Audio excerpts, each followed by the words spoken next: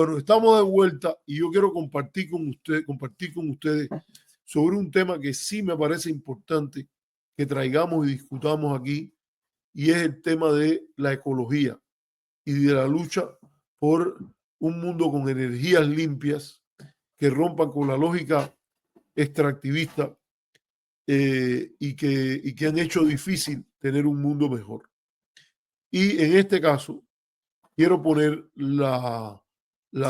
el debate que se da entre dos presidentes, que se ha exagerado la bronca cuando en realidad hay elementos que son de una agenda común. Y este fue el debate que en el Foro de Sevilla sobre financiación para el desarrollo sustentable en España tuvieron el presidente Gustavo Petro de Colombia y el presidente Emmanuel Macron de Francia. Vamos a verlo y veremos cómo fue el nivel de debate con referencia a la crisis de la pandemia, con referencia al problema de la migración, las diferencias entre el norte y el sur. Es un poco largo, pero yo quiero compartirlo con ustedes. Y Radio, ¿cuál es la experiencia? Yo tuve el COVID en Italia, en Florencia. Estuve en un hospital público y vi morir muchos viejos a mi alrededor. Yo me restablecí rápido. Italia tenía dos sistemas, el norte rico, el sur comunitario, público. Después de China, que controló mal que bien, rápidamente la enfermedad, Italia vivió una mortandad en el norte. La mayoría de sus ciudadanos viejos con pólizas privadas de salud. A partir de Florencia hacia el sur, mucho más pobre, hasta Sicilia, no hubo tal mortandad.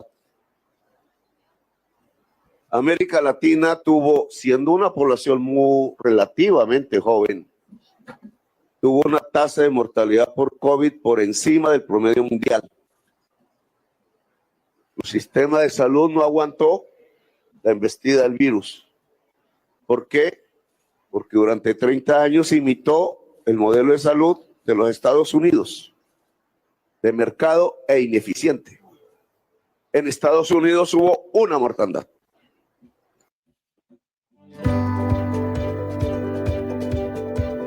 I grew up in a United onesie. Y entonces, ¿cuál es la lección que hemos sacado? Si van a venir más virus, la salida, doctor Madame, en la OMC es que hay que comerciar más. Si los virus crecen es por la cantidad de CO2 que transforma el clima en la atmósfera, comerciar más e invertir más, tal como usted lo dice de manera general, no es aumentar más CO2 en la atmósfera y por tanto tener más enfermedad. Y esas son las salidas que da las más altas corporaciones multilaterales del mundo. Y ahí salió corriendo. Lo que nos dijo al final es el sobreendeudamiento del mundo que traté de escribir se cura con más crédito. ¿Sí? Supongamos que el crédito fuese más barato que la tasa implícita de interés de toda la deuda del mundo en este momento. Serviría a través del rollover abaratarla. ¿Cuánto tiempo se necesita para disminuir de 250 millones, billones o trillones de dólares el 10%? Ese tiempo es igual al tiempo vital que tenemos para sobrevivir en el planeta. O algo hay que cambiar. El paradigma hay que cambiar. No se trata de ver cómo se da más crédito y es rentable, dijo Jay. El capital privado nos salva. ¿Y acaso el capital privado no se invierte en donde es rentable económicamente? Y entonces los virus se pueden controlar con la rentabilidad. ¿Acaso la experiencia del COVID-19 no nos mostró, presidente Macron, que sí, ahora se puede producir el doble de vacunas en Sudáfrica? Pero cuando estaba muriendo la gente de COVID, ¿Qué tan rápido llegó a un país y qué tan rápido llegó al otro? ¿No fue el mercado el que dirigió la rapidez? Yo lo vi, fui testigo, llegó primero a Estados Unidos y Europa. Y llegó de últimas a los países más pobres. ¿Cuántos muertos gratuitos hubo? En centenares de miles de muertos. Macron. Hubo menos en Europa que los pobres. Y entonces, ¿eso cómo se llama? Así vamos a enfrentar la crisis climática, que nos va a traer más y más virus. Y dice la ciencia, quizás son los virus los que nos extingan. Pues la única manera es con otro sistema de salud completamente diferente al que tenemos, del cual algunos países dieron ejemplo. Entonces, ese tipo de políticas públicas que no pasan exactamente por rentabilidad y mercado, valores a los que estamos acostumbrados desde hace décadas, pensando que es ciencia económica a vivir, resulta que no sirven para enfrentar la crisis económica.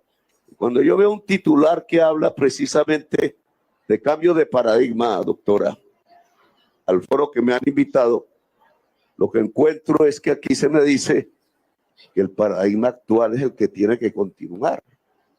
Si el paradigma actual tiene que continuar, la hecatombe está próxima.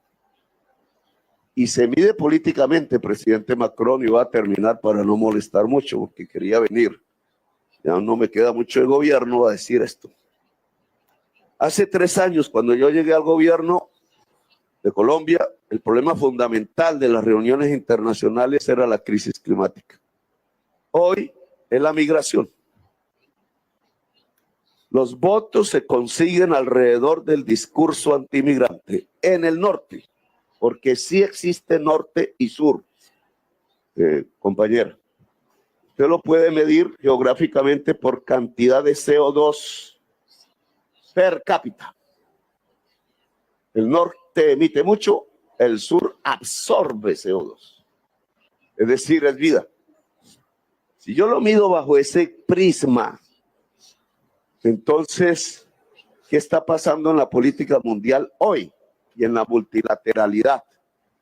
Que la multilateralidad solo se salva si cambia la agenda de discusión. Y en vez de discutir estos temas con las posiciones del caso, y ojalá hubiera profundidad en la discusión, Vaticano nos acaba de dar un ejemplo de eso. Yo no hablaría de migración, por ejemplo, y no sería el tema de discusión ni dentro de Francia, ni dentro de España, ni dentro de Estados Unidos, ni dentro de la Unión Europea. ¿Por qué es migración el tema? Are you ready to sell your house? I will buy it. You can get a cash offer in 24 hours or less. Porque un electorado mayoritariamente ario en estos países que son del G20 y que son del norte y que emiten mucho CO2, permite a ciertas corrientes políticas negar la crisis climática, no mirar arriba, no afrontar el problema, no decir que toca cambiar el paradigma del bienestar, del progreso y de qué es rico, qué es pobre. Porque asusta a la clase media y el confort de la clase media.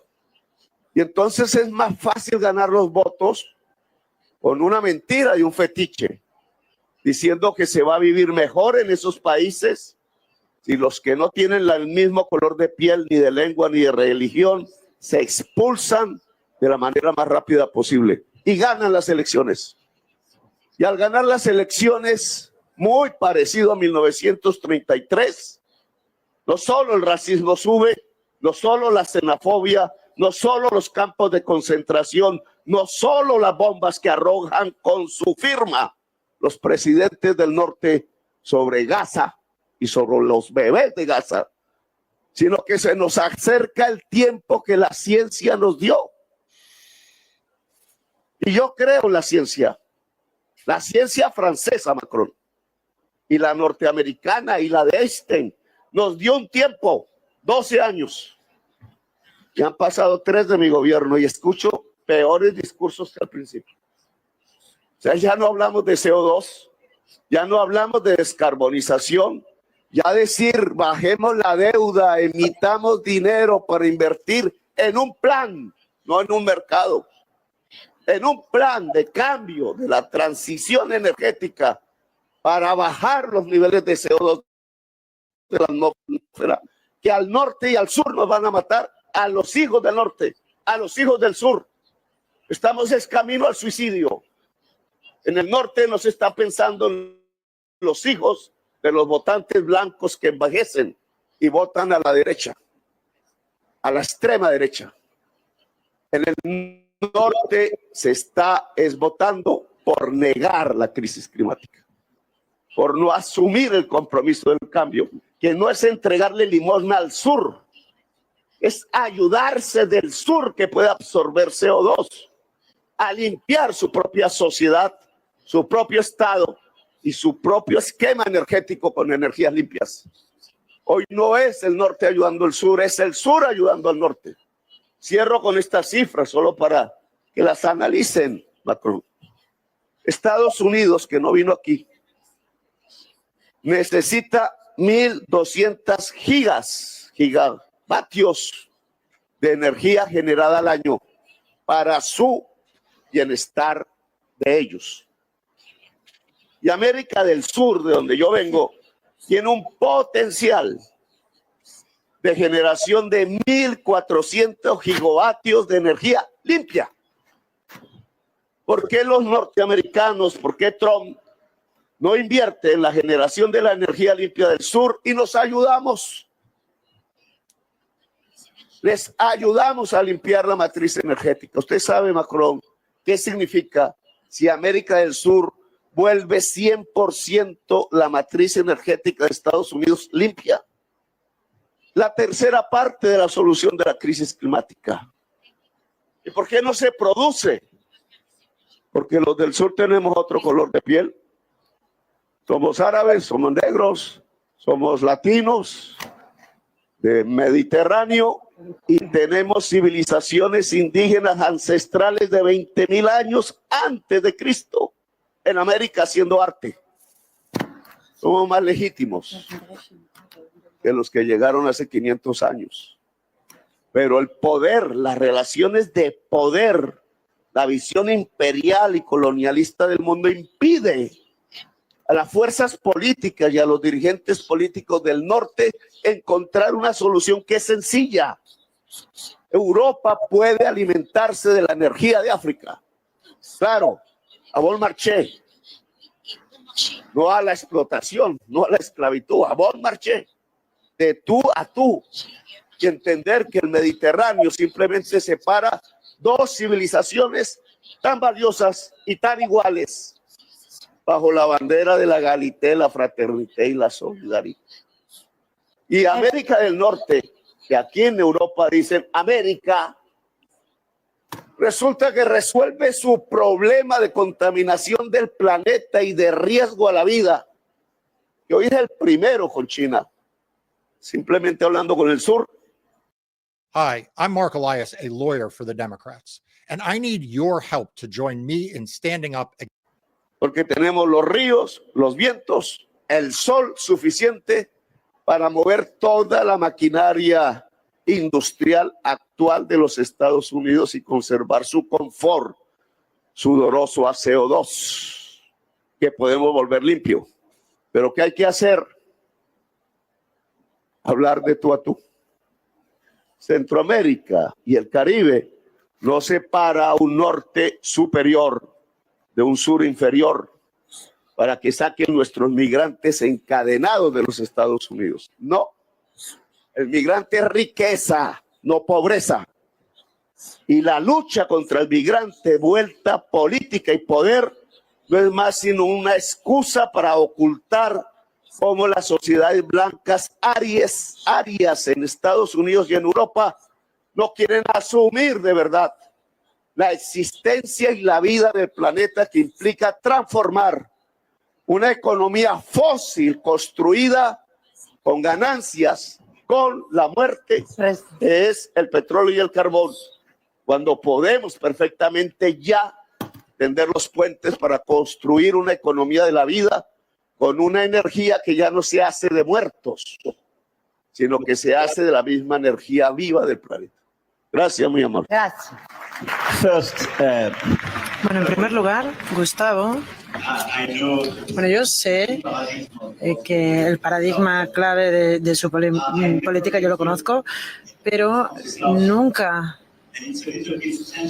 le doy lecciones a alguien del sur, y es un poco extraño recibir lecciones de alguien del sur, porque simplemente viene del sur.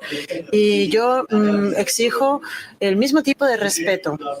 Hoy tenemos aquí al primer ministro Sánchez y a mí misma.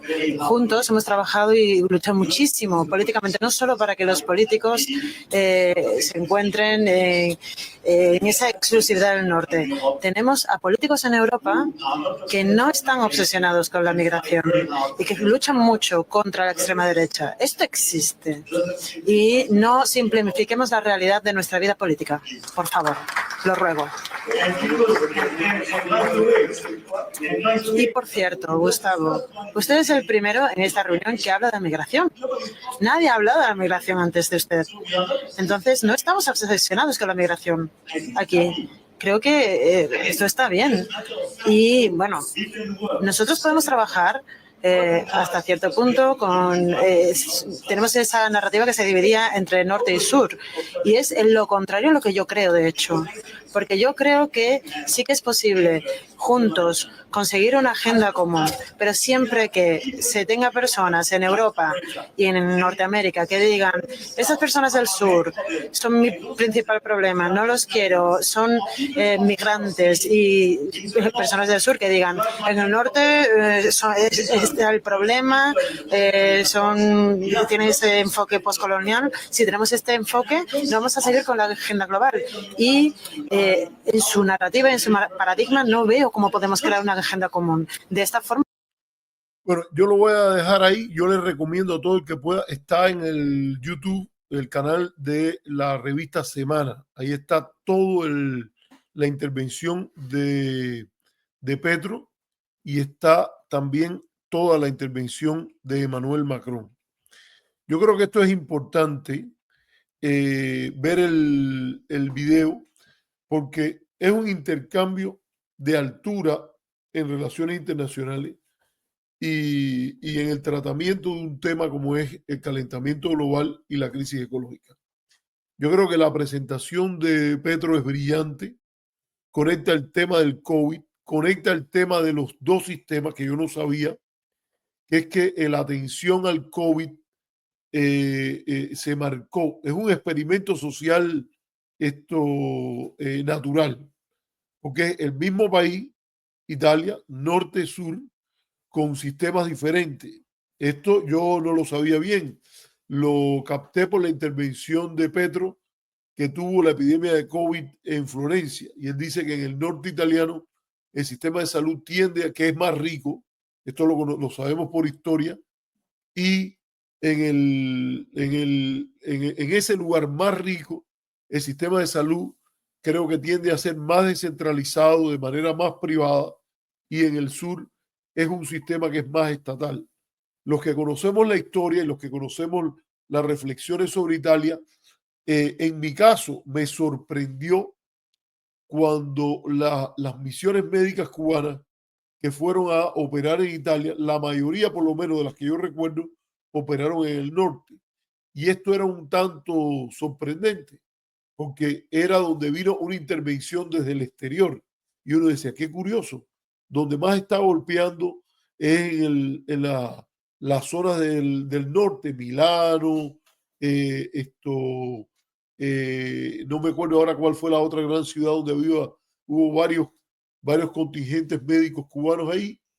Y resulta que en la explicación que da Petro, yo no sé hasta qué punto es válida, pero parece que lo es que el sistema de acción estatal marcado por la geografía del sur reaccionó mejor, hubo menos mortandad con mucha más rapidez, hubo intervenciones que previnieron la contaminación provocada por la falta de alerta, por el dejar que cada cual resolviera como pueda, y se dio esa situación que fue un tanto lamentable en un país desarrollado como es el de Italia y con la presencia, por ejemplo, de un contingente médico cubano ahí. O sea, una explicación que entra en línea, o sea, se alinea con lo que nosotros sabemos.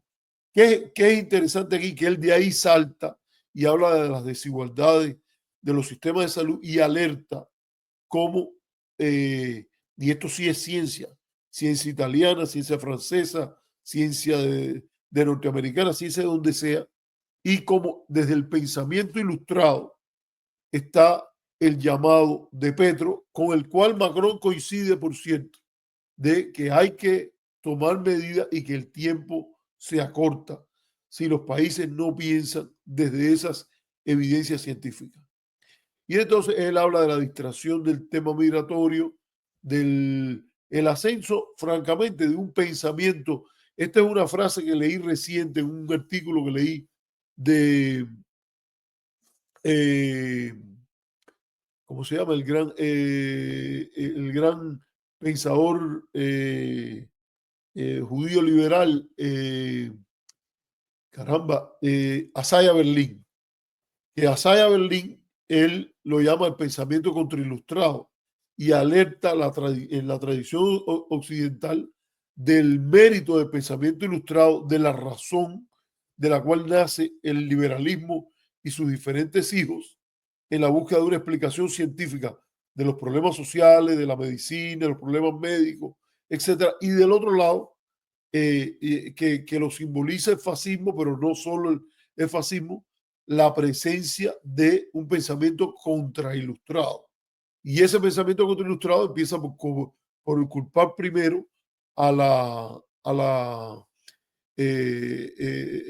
los emigrantes, y también tiene una postura muy escéptica y muy militante contra la Agenda 2030 en los días de hoy, donde se habla del impacto de la desigualdad, el impacto de la crisis ecológica, etcétera. Y como resultado de eso, yo creo que es muy conveniente apuntar a la solución que propone Gustavo Petro cuando dice que en las Américas es factible una integración energética. Yo conozco, por ejemplo, Megan O'Sullivan, que ha tratado este tema, ha llegado a hablar de Harvard, ha llegado a hablar de una integración energética de Norteamérica. Esta es una señora que fue hasta asesora del presidente George W. Bush y que ha dicho, mira, hay que usar las diferentes fuentes de energía y hay que buscar formas que nos ayuden a vivir con los niveles esos altos de contaminación. Y Petro dice que hay la posibilidad de una integración ya no de Norteamérica, de la América toda, con un programa de desarrollo de variante ecológica del norte hacia el sur, una especie de plan Marshall en el cual se limpie el consumo energético que hay entre Estados Unidos, en Estados Unidos, que también el otro gran contaminante es China. Y yo creo que esto es importante. Hay una referencia de Cruz cuando nos habla de lo que fue la cumbre de Río de Janeiro y cómo Fidel Castro habló de las consecuencias. En esto es cierto que eso lo hizo Fidel Castro. Cuba estuvo bien representada y hay otro conjunto de jefes de Estado que llamaron la atención a este respecto. Yo quiero llamar la atención sobre esto, de que aunque se ha absolutizado la respuesta de Macron como una respuesta sensible, y no quiero decir sensible, que él se siente interpelado por Petro, es muy importante ver el contenido en comunidad que tiene esta proyección de un político de tendencia moderada francesa y un político de izquierda colombiano. Y es la importancia que tienen las dos regiones, América Latina y Europa, en elevar el tema del cambio climático en la agenda mundial. Y yo creo que es algo que vale la pena resaltar la presencia de ellos y del presidente Pedro Sánchez en esta cumbre y todo lo que eso trae aparejado. Vamos entonces a raíz de esto, yo lo voy a dejar ahí porque esto de los aranceles a lo mejor lo trato en otro programa porque ya estamos pasados en el tiempo que yo tenía pensado, y es la serie de artículos que ha ido publicando el New York Times sobre este tema del cambio climático y la crisis energética. Y una línea que han tenido estos artículos que ha publicado el New York Times es el repudio desde la ciencia a las políticas irresponsables que está teniendo el gobierno de Donald Trump a este respecto, sobre todo por el retroceso que representa con relación a las políticas sensibles a este cambio y a la inversión de una gran cantidad de billones de dólares para levantar una política energética, una especie de conquista del espacio, para usar la analogía con Kennedy, que en Estados Unidos montó la administración Biden a este respecto. Como lo saben las personas que siguen este programa, yo no soy fan del presidente Biden. En temas muy importantes para mí, como el tema de Cuba, la política del presidente Biden fue vergonzosa, vergonzosa.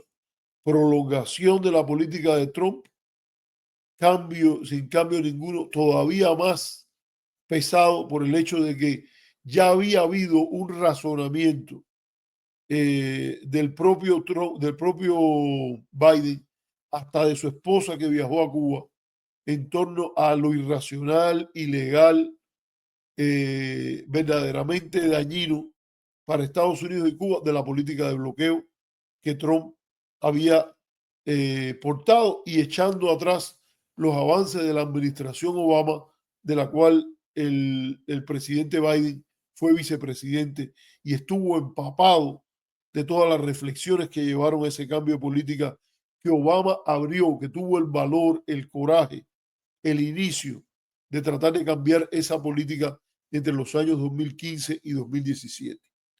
Ahora, como ciudadano norteamericano, como ciudadano del mundo, yo creo que es importantísimo. Yo creo que tiene razón Alberto Cruz. Yo creo que hasta hubo en esto que tú dices, que a él le da la impresión que Petro menciona a Macron, no es porque él quiere debatir con Macron, él quiere interpelar a Macron a que sea partner, a que sea líder en estos temas.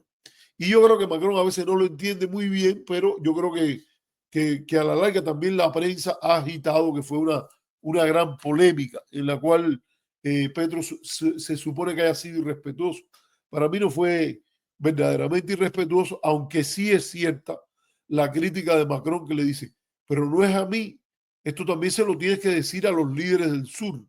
Y vamos a recordar que un elemento importante que retrasó mayor entendimiento entre el Mercosur y la Unión Europea fue las políticas de Jair Mesías Bolsonaro, el anterior presidente de Brasil, que básicamente de una manera irresponsable habló de cortar y desarrollar la agricultura de la soya y lo que fuera en Brasil, independiente del efecto que eso puede tener el cambio climático y lo que significa la Amazonía como el pulmón del mundo. Eso es lo que yo creo ahí. Pero volvamos al tema del liderazgo norteamericano. Yo creo que Biden movió a los Estados Unidos en esa dirección. Pero el New York Times está enfatizando de una manera especial el cambio que está produciendo el llamado Big Beautiful Bill, o el proyecto de ley o la ley que acaba de pasar la administración republicana, y de la manera que embate contra las políticas del cambio climático, casi como un problema de identidad, sin razonamiento, codo con la comunidad científica. Y esto lo quiero decir por una serie de datos que dan. Yo les recomiendo el artículo, se llama, por ejemplo, el último de estos artículos, que sale en la sección Climate Forward, o adelante en el clima. Yo creo que ahí está el artículo, lo publica David Helles, y él es continuación de uno anterior que se había publicado a finales, el 30 de junio creo que fue, en el cual Somiti Senegupta, Brad Palmer, Kate Bradster y el mismo David Helles, que es el que publica este artículo, habían publicado otros artículos sobre el impacto medioambiental de las políticas que entraña el presupuesto aprobado por el presidente Trump. Y aquí hay un elemento que es verdaderamente catastrófico, y es cómo Estados Unidos está renunciando a competir por el liderazgo mundial en materia de energías renovables. Puede sorprenderle a algunas personas, pero si un país fue pionero en generar nuevas tecnologías, como en muchas cosas, porque Estados Unidos, sin lugar a duda, es uno de los países que más aporta al mundo, contribuye positivamente con el desarrollo de la ciencia. En este caso fue el desarrollo de energías renovables como el panel solar. Los primeros paneles solares comerciables, yo no recuerdo si en general, pero los primeros paneles solares comerciables salieron de la ciencia norteamericana, que ha incorporado muchas personas que vienen de otros países también. Los primeros, ¿cómo se diría? Molinos modernos de uso de la energía eólica, de una manera comerciable, viable, eficiente, también se promovieron en Estados Unidos. Yo leí un artículo en el The Economist que dice que, por ejemplo, Dinamarca, la tierra de mis ancestros por parte de mi abuela, por parte de padre, se convirtió en un país líder en el uso de la energía eólica y en otras cosas de energía renovable, pero estaban discutiendo y eso, y dicen, no es solo lo que nosotros hemos innovado una vez que implementamos esta energía, sino también el hecho que tuvimos la disposición a copiar y a aprender de los que estaban de pioneros, y después a partir de ahí convertirnos en líderes. Esto es el caso de Dinamarca, que es un país de los mejores en este sentido, y a veces produciendo un gran número de este tipo de nueva tecnología en China, donde hay una mano de obra calificada y a la vez una mano de obra grande, etc. Y Estados Unidos lamentablemente ha ido perdiendo hasta el liderazgo innovador en estas tecnologías. Porque como mismo se ha dicho, es muy importante no solo la producción de estas tecnologías a nivel de laboratorio, sino implementarlas, tener una fábrica donde esto se produzca, mejorar la tecnología, lo que se dice learning by doing, instalarlo, aprender de los problemas de la instalación. Y en eso yo creo lamentable.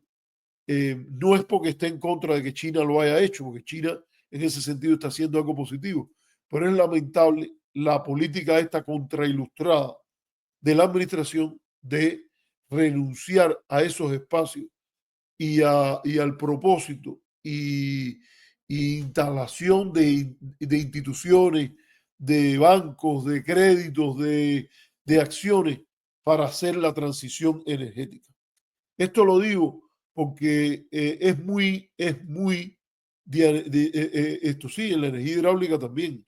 Eso desde la Hoover Dam y todo ese tipo de cosas, la gran presa de Hoover y otras cosas. Y aquí, este artículo que yo les recomiendo a que todo el que pueda lo lee, creo que está traducido en español, pero yo no lo pude encontrar, quería ponerlo aquí, pero salió en la edición en inglés del New York Times y lo hemos compartido para los miembros del canal y ilustra, tiene datos que son muy, muy fuertes.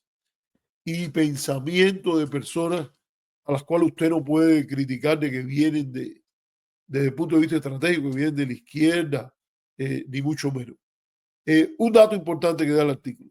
Resulta que hoy ya China, que a nivel de cómo se hacen en China las cosas, donde los errores cuestan caro porque se hacen con un movimiento casi de línea planificada e impuesta, pero cuando toman decisiones buenas, basadas en elementos científicos, también cuenta que ya a finales del año pasado China estaba produciendo con energía renovable el equivalente a 1/3 de toda la producción energética de Estados Unidos.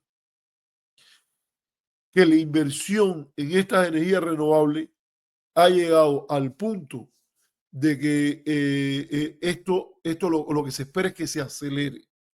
No es que China va a renunciar al uso del carbón, está apostando mucho a construir vías seguras de acceso a combustibles fósiles. Ustedes saben que estratégicamente China tiene el tema de que el estrecho de Malaca es un punto de choque donde los pueden golpear y cortarle gran parte del petróleo que viene por mar, fundamentalmente del Golfo Arábigo Pérsico, para que no se ponga, para que nadie se ponga bravo, muchas veces de Irán, y que entra, y que, por ejemplo, ante una situación de guerra o conflicto, el estrecho de Malaca puede paralizar y darle un golpe muy grande, porque por ahí, por mar, llega mucho del petróleo que llega a la costa este de China, donde están las grandes ciudades industrializadas, la más importante, Shanghái, pero también Guangzhou, Hong Kong, etcétera, ¿no? Y China está construyendo una vía alternativa con un proyecto geopolítico que es este de la ruta de la cinta y la, ¿cómo es que se llama? Es como una especie de nueva ruta de la seda, pero que está partiendo de mover el petróleo que salga del Golfo Arábigo Pérsico, llegue a Pakistán, y Pakistán es un país con el cual Rusia tiene, China tiene una relación muy, muy cordial, y sacar un gasoducto, un oleoducto desde la costa pakistaní todo el tiempo hasta la frontera china, que es una cosa importante. El movimiento a partir de la guerra de Ucrania con Rusia, aunque ustedes saben que es una relación que tiene mucho de cordialidad en las últimas 2 décadas, pero también una relación tensa en el pasado, pero Rusia ha orientado mucho de sus ventas de petróleo hacia China, y esto yo creo que es un tema que hay que tomarlo en cuenta. Pero lo más importante es la apuesta que está ocurriendo en China por las energías renovables. Y es lamentable que un país como Estados Unidos acepte quedar detrás en una consideración, en una proyección estratégica como esta. Vamos a decir que se siga compitiendo con las energías fósiles. Evidentemente, por ejemplo, un país que, por ejemplo, no son ricos en petróleo, como Cuba, que tiene algunos yacimientos, y hay quien habla de en los bloques de la parte noroccidental de Cuba, como un área donde posiblemente haya acceso con la debida tecnología y a posibles yacimientos de petróleo allí en el Golfo de México. Aún así, Cuba es un país que es fundamentalmente no petrolero. Entonces, imagínense, en la Cuba de mañana, de cualquiera que sea su destino, va a ser un país que va a depender bastante de lo que es las energías renovables. Y como eso hay muchos países que no son grandes productores petroleros. Mamá, espérate, no te puedo dar un besito ahora. Yo voy a poner una pausa y yo ahora voy para despedirme antes de que te cueste. Y entonces, eso, por ejemplo, es un problema si se da en el contexto estratégico de la competencia con Estados Unidos. Y aquellos que no tenemos nada hostil a China, porque no tengo nada hostil a China, pero soy ciudadano norteamericano y tengo apego a este país, me gustaría que este país fuera líder, que lo consideraran atractivo por este tipo de ventajas que han sido sus universidades, su avance tecnológico, sus libertades, etcétera.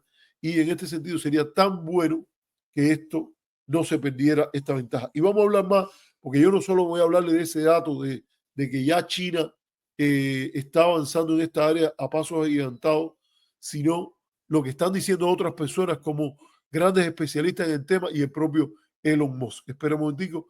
Así que voy a poner una pausa que le tengo que dar a Eva el besito de ir a dormir y ya termino con el tema cuando regrese. Espérense un minutito.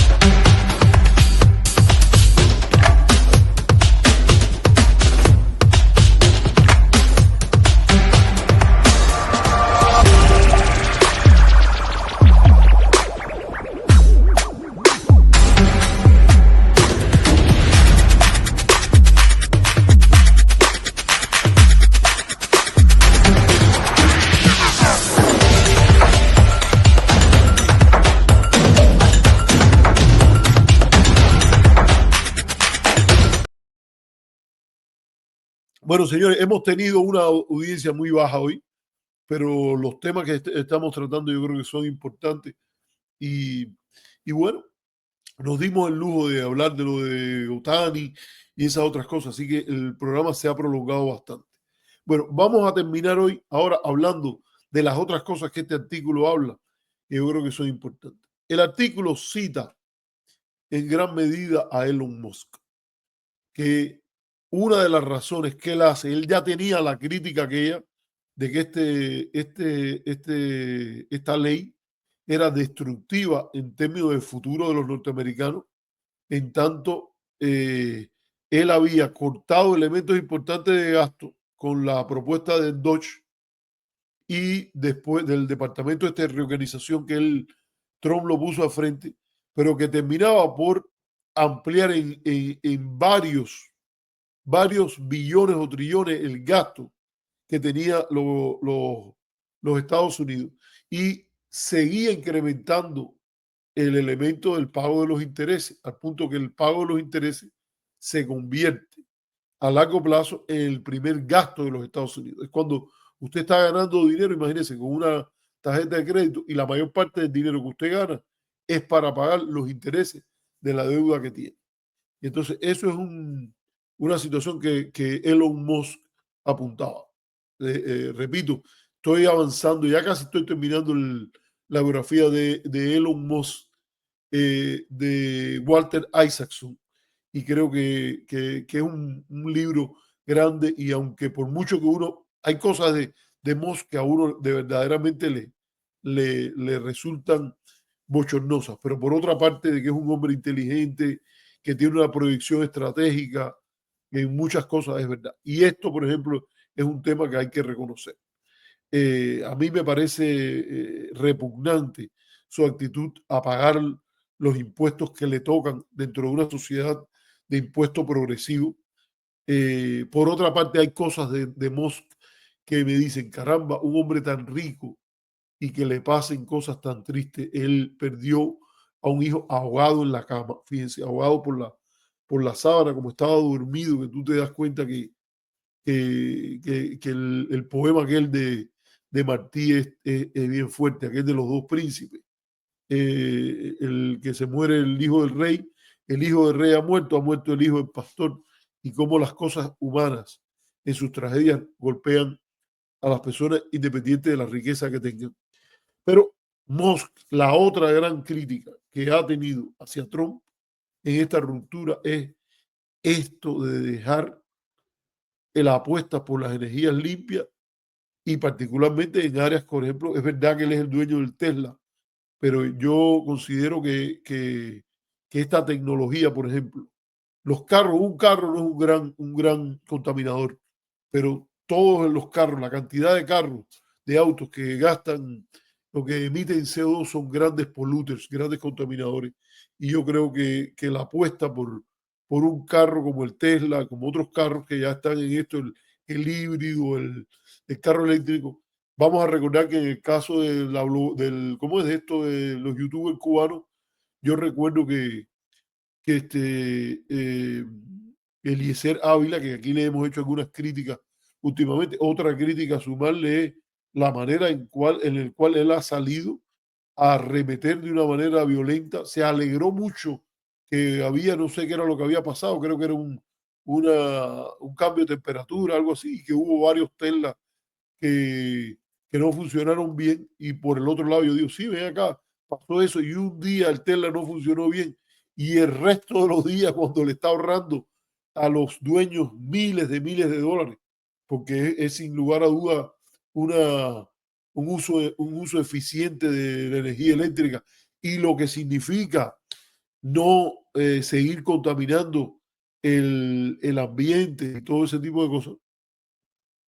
Y quiero llamar la atención que Musk ha llamado algunas de estas políticas verdaderamente irresponsables. Déjame ver uno de los posts que él puso en Facebook, en X, que es una red que él controla, pero él dice, el último draft de la ley en el Senado va a destruir millones de trabajos en Estados Unidos y va a causar un inmenso daño estratégico a nuestro país. Él es un emigrante también, y por cierto, me pareció verdaderamente lamentable que Trump diga de deportarlo y esas cosas. Y entonces él pone también en el Twitter, él pone un error masivo estratégico se ha ocurrido con el daño a la industria de baterías y de energía solar, que va a dejar a Estados Unidos extremadamente vulnerable en el futuro. Por lo que va al no competir en el tema de las energías de batería de litio, en el tema del uso de las renovables, eso va a poner a los Estados Unidos en una situación en la cual se desconecta de áreas donde China va a básicamente primar. Yo creo que esto es importante decirlo, porque dice, fíjate lo que dice el profesor Jesse Jenkins, no confundir con Jesse Helms, pero Jesse Jenkins, que es el profesor de sistemas energéticos e ingeniería en la Universidad de Princeton, que es una de las universidades más prestigiosas de los Estados Unidos y uno de los grandes expertos en temas de los negocios orientados a la energía limpias o renovable, dice que China va a ser el líder mundial como el primer electrostate, o sea, un uso de los petrostate, o sea, un estado petrolero, y dice que China va a ser el primero de los estados eléctricos, el electrostate, el electroestado, y se va a convertir como consecuencia de que Estados Unidos tira la toalla en el hegemónico, el actor hegemónico en tecnologías de energías limpias mundialmente. Bueno, yo creo que hay algunas cosas que se pueden decir más a este respecto, pero yo creo que es hora de ir terminando. Y el artículo, el informe del New York Times lamenta como una irresponsabilidad de la administración Trump de cara a los avances de la ciencia, de que algo que a pesar de las discusiones que ha habido sobre cambio climático, etcétera, Estados Unidos, por la visión estratégica del presidente Jimmy Carter, que inició una política de subsidiar, alentar la producción de energía renovable, la producción de equipos que ahorraran energía, como que hubiesen estándares mayores para los autos, para las centrales energéticas, para todo eso, para la creación de una infraestructura en términos de energía hidráulica, la protección de los cauces hidráulicos, o sea, los ríos, etcétera. Y en ese sentido, esto dice que va a ser un problema a largo plazo que no se puede obviar. Dice aquí, dice, voy a terminar con la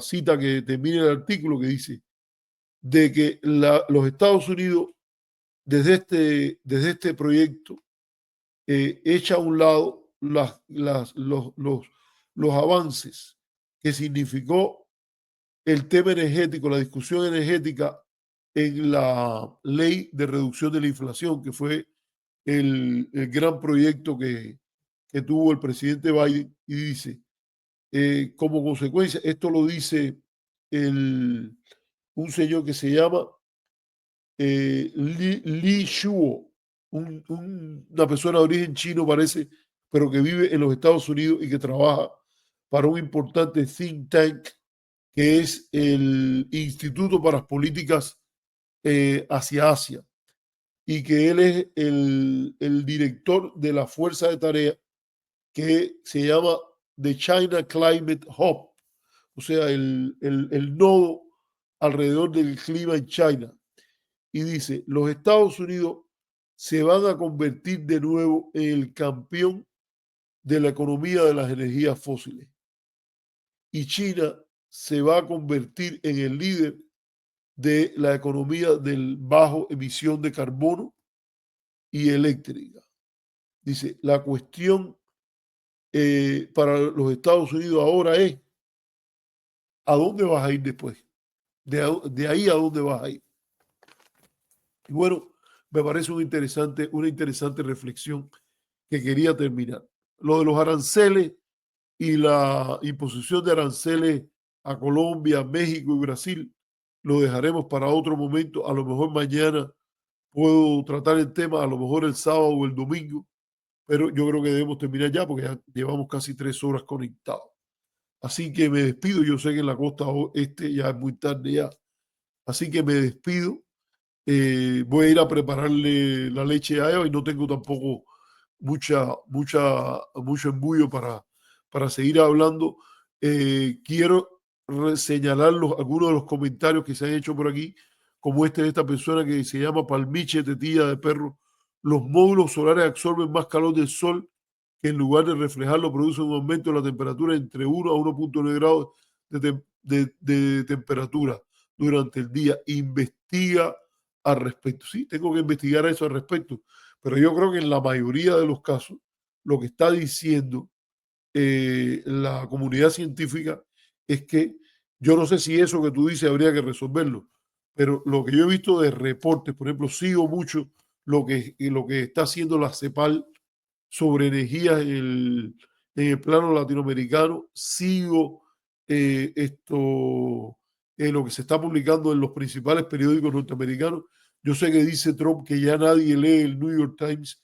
Yo sigo leyendo el New York Times porque me parece un excelente periódico, por cierto. Mire, a que se sepa, soy una de las pocas personas posiblemente que sí lo sigo usando viendo online, pero de vez en cuando, sobre todo el domingo, me gusta leerlo en físico. Y creo que esto es importante. Tú dices que esto pasa, es cierto, habría que investigarlo. Por cierto, quiero agradecerle, porque yo reaccioné en razón de su historia, de ir por ahí hablando mal de uno y difamando y acusando a uno de agente y de todo ese tipo de cosas. Pero el artículo que recomendó Carlos Cantián aquí sobre el tema de la relación desarrollo y democracia y que había publicado Chalmers Johnson sobre el tema de Subcorea es un artículo bueno. Y yo fui y lo busqué porque, fíjense, dije, caramba, ¿cuál fue mi reacción? Independientemente de todo, es un artículo que él recomienda. No pone bien el nombre del autor, lo hace dentro de un contexto de venir y atacar a Mendive y todo ese tipo de cosas, pero uno siempre debe decir, independientemente, por ejemplo, si alguien es hasta una persona que trabaja para estos llamados periodistas independientes, que para mí son una vergüenza, pero hasta un reloj parado está bien 2 veces al día. Y uno siempre tiene que tener la voluntad de reaccionar ante lo que pone. Lo digo porque hablé del periodismo independiente y yo siempre digo, un ejemplo, a mí me parece que Mónica Baró lo que dijo fue una barbaridad cuando dijo eso de que de que la revolución la habían hecho otros, y entre ellos Tete Casuso, y Fidel se apropió de una revolución que no era de él. Eso no hay evidencia ninguna, no sé de dónde ella sacó esa teoría. Hubiese sido, Mónica Baró en ese caso sería una gran contribuyente a una nueva lectura de la historia de la revolución y de Cuba, si eso fuera verdad. El tema es que eso no es manera de que sea verdad, de que Tete Casuso hizo la revolución junto con otros y Fidel Castro se apropió de ella.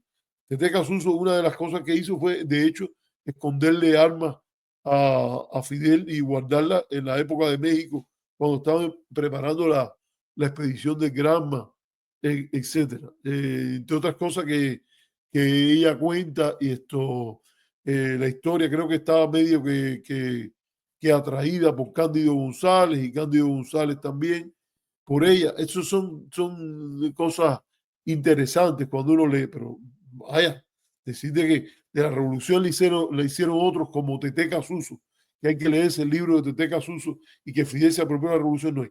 Ahora, fíjense, como mismo digo eso, digo que Mónica Baró tuvo razón y hizo un buen artículo en este mismo medio que yo critiqué, de periodismo de barrio, hoy por el tratamiento de bloqueo. Ella tiene un artículo ahí, vaya, que yo creo que es un gran aporte, cuando de que la sangre nunca fue amarilla, una denuncia de nivel. Y yo, por ejemplo, siempre lo he dicho, si esta gente hace lo correcto, esto habría que reconocerlo, aunque cogieran el dinero de dónde lo cogieran. El tema es que lo que son es, en muchos de los casos, simple y llanamente, estas personas que llenan un espacio que hace que no surja la verdadera prensa independiente. O sea, a un modelo de propaganda responde con otra variante de propaganda, y lo que hace es un efecto de crowd out, de empuje de las personas que quieren hacer una verdadera posición de independencia. Pero esta gente, en la búsqueda de la plata, ustedes saben por dónde va. Eso lo digo. Yo creo que vale la pena leer el libro, el artículo, que no es un libro, que no quedó claro cuando Cantián lo puso, es un artículo, que deja ver si yo se lo pongo por lo menos a los miembros. Entonces dice este señor Permiche Testilla de Perro que hay que leerlo, y dice también esto de que China es el rey de la contaminación global. Sin lugar a dudas, China y Estados Unidos son los mayores productores de CO2, y en el caso de China lo sigue siendo, a pesar de esto que decimos que está haciendo una gran inversión en energías renovables, particularmente las plantas de carbón. Son grandes contaminantes en el contexto chino. Así que le agradezco a esta persona que se hace llamar Palmiche Tetilla del Perro. Vaya nombre que se ha puesto esta señora. Así que, señores, discutiremos. Es que hay muchos temas que se nos acumulan, y sinceramente yo tengo poca entrada. Este programa se hace a pulmón para defender la camiseta, porque esto en la realidad es que ustedes contribuyen muy poco. Los que lo ven ahora, los que están viéndolo ahora, Aldo Calero contribuye bastante, por ejemplo, que está por aquí con nosotros, pero otras personas no lo hacen. La audiencia no está creciendo tan rápido ya. Hubo un momento que creció.